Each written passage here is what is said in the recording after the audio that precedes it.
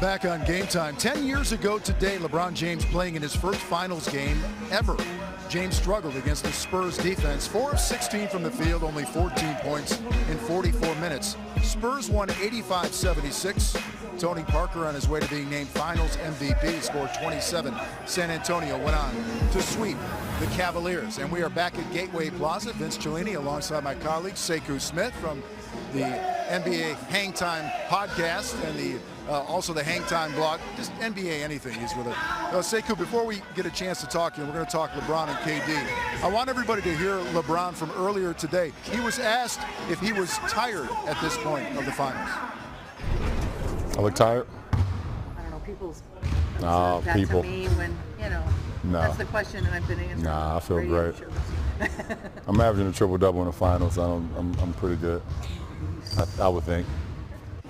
You know, it's been interesting with LeBron. He's had a little back and forth with the media, hasn't he? Yeah, he's been a little testy with us. But, I mean, I think that's part of being on this stage for the 7th straight year. I mean, he's been doing this for so long, Vince. He's heard every question, given every answer. What more are you going to do? And, of course, he's not tired. I mean, he's LeBron James. He comes out here and performs every time. I mean, win or lose, he's going to leave his imprint on this series. It's interesting. Before the series began, there was a lot of talk about Kevin Durant having the pressure on him. I think he's coping with the pressure pretty well, don't you? Listen, I think being away from this stage for 5 years left a hunger in Kevin Durant that nobody really realized until he got here. He's playing like a guy who wants to not only win his first championship, but win a Finals MVP. And think about it.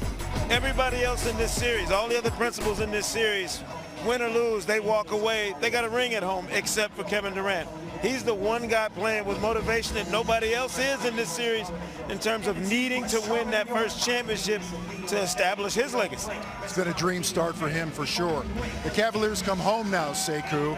What about some of the other guys contributing? Do you expect a better effort through the roster for Cleveland? You have to play better. If you're Tristan Thompson, J.R. Smith, Iman Shumpert, Kyle Korver, Darren Williams, you got to show up. You got to play better tonight to take some of that pressure off of LeBron, Kyrie Irving, and Kevin Love. You got to show up the way the Warriors role players showed up at Oracle.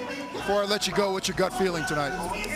Listen, I think this is the Waterloo game for the Cavaliers. If you don't win this one, I don't know how you expect to get out of here on Friday night. You got to get this one tonight to make sure this thing goes back to the Bay Area and you give yourself a chance to pull off another miracle. Couldn't agree more. We're out here at Gateway Plaza, back inside where the music is not so loud, Matt. All right, Vince, thank you very much. A Waterloo game, Sekou thinks, for the Cavaliers tonight. You know what's interesting? I've been watching all these talking heads the last couple of days talk about what's going on with Kevin Durant. That's just very simple. Kevin Durant, I'm not the greatest player as Kevin Durant, but it reminded me when I got traded to Phoenix. The only difference is when you have all that help, the game is just so much easier. Like when I was in Philly, I was a much better player in Philly, much better. But when I got to Phoenix and they gave me Dan Marley, Kevin Johnson, Ced Ceballos, Mark West, and those guys, that was like Christmas for me. Because when you're passing the ball to bums, it ain't fun. But I'm passing that ball to Dan Marley, Kevin Johnson going the other way, it just freed me up. Not only that. And that's all it's done to Kevin Durant these first couple games. The game is easy when you're a great player. But when you play with more help, it just gets easier.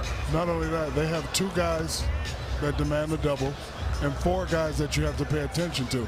So, when you have that much, people being conscious about you when you run your offense, there's going to be a lot of room to get open. A lot of times when Steph comes off, he's getting double. You swing the ball like they swing, and, you're going to be the recipient of a lot of open shots. Meanwhile, 5 blocks, C-Web, for Kevin Durant in Game 2. He's been their best shot blocker all season. I love talking to Chuck and Shaq before and after the season to kind of see what's going to be said next year and us to talk. And I just got a quick question. I said this, Chuck, and y'all disagree or agree. If we're talking about Draymond Green being one of the Defensive Player of the Year candidates, I said that I believe that the way Durant has played this year, we're going to talk about him as one of the best two-way players. What do y'all think? Well, because that goes back to the point I was making. When he was in Oklahoma City, when you don't have, you have to do everything. Yeah. You have to make the big shot. You have to make the pass. You have to get every rebound. So certain parts of your game do suffer. And now that he doesn't have to score 30 a night, he's a better defender. And like I say, playing with all those other guys, playing with Steph and Clay, has just freed him up emotionally. Because like I say, you guys been great players, and we all been on good teams and bad teams. Sometimes when you're on a bad team, man, getting 30 a night is like working in the steel mills. And then when you get a Kobe Bryant or a Vlade or a Pager, and you get less points, the game is just so easy for you. I know you ain't say Vlade Divac. You should have said Jason Williams before Vlade. Still. That's my guy. What's up, Vlade? Yeah, but man, I tell people, man, it's so, when you're a great player on a bad team, and Oklahoma City wasn't a bad team. They probably were the best team in the NBA last year. When you start getting help, it just frees you up emotionally, and you're able to concentrate on everything.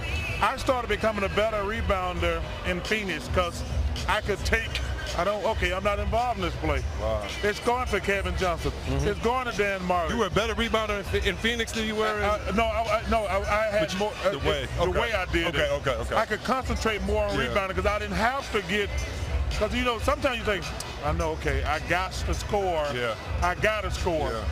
And you know, like, okay, because obviously the last 5 minutes, they're going to give you the ball pretty much every time. But on this team with Kevin, Steph play. It's Clay play. See, we have to answer your question. Kevin Durant is kind of in the situation that me and you were in. We came in, we did our thing, but Mike, Malone, Barkley. You know, as long as LeBron is still in the league, everybody's going to be number 2, number 3. You know, LeBron's still the best player in the world. KD is number 2, number 3. My second best player is Kawhi Leonard. I think he's the second best player. But, you know, to answer your question, he's always been a great player. He's always been a great scorer. But now he's on a great team. It looks easy.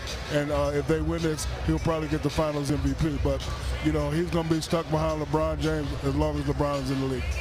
He seems well on his way at this point. Only 2 games into the finals, but he put up numbers that no one has ever put up in an NBA Finals game in Game 2. And we will hear from KD on the other side. His chat with David Aldridge when we come back live from the finals.